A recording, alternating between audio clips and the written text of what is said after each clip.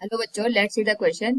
Given below are two statements. Statement 1 is given as when currents vary with time, Newton's third law is valid only if momentum carried by the electromagnetic field is taken into account. And second statement is Ampere's circuital law does not depend on Biot-Savart law.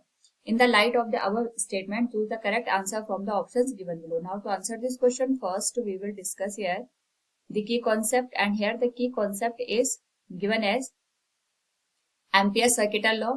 और we can say here हम यहाँ पे basically use करेंगे कि current की वजह से हमें यहाँ पे मैग्नेटिक फील्ड देखने को मिलता है। तो जो मैग्नेटिक फील्ड है इसका ओरिजिन बेसिकली यहाँ पे मूविंग चार्ज है या फिर हम कह सकते हैं करंट है। तो क्वेश्चन में दोनों स्टेटमेंट को पहले हम स्टडी करते हैं।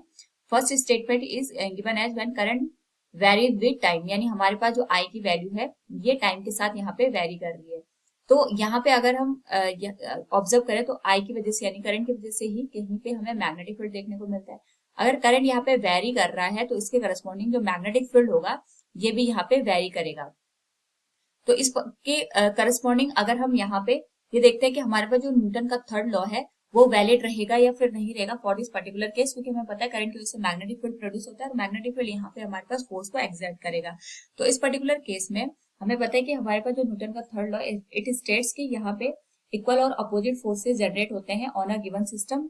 तो यहाँ पे अगर हमें न्यूटन का थर्ड लॉ अप्लाई करना है उस पर्टिकुलर केस में हमें ये कंसिडर करना पड़ेगा कि जो हमारे पास इलेक्ट्रोमैग्नेटिक फील्ड है ये अपने साथ मोमेंटम को कैरी कर रहा है।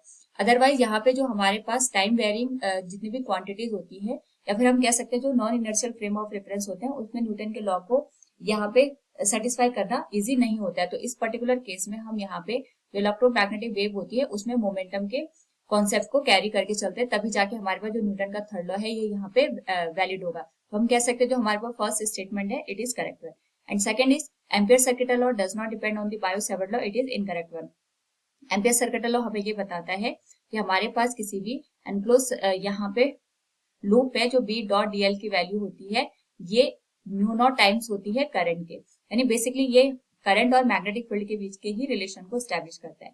जो बायो-सावर्ट लॉ है ये हमें बताता है कि कहीं पे भी अगर कोई करंट कैरिंग एलिमेंट दे रखा है और इससे हमें आर डिस्टेंस पे किसी पॉइंट पे मैग्नेटिक फील्ड निकालना है तो जो बी की वैल्यू होती है that is given as mu nought I d l sine theta divided by r square. तो दोनों ही केस में यहाँ पे मैग्नेटिक फील्ड के थ्रू और जो हमारे पास यहाँ पे करंट का रिलेशन होता है उसको हम स्टैब्लिश कर रहे हैं। तो हम ये नहीं कह सकते कि हमारे पास यहाँ पे Ampere circuital law is independent of the Biot Savart law.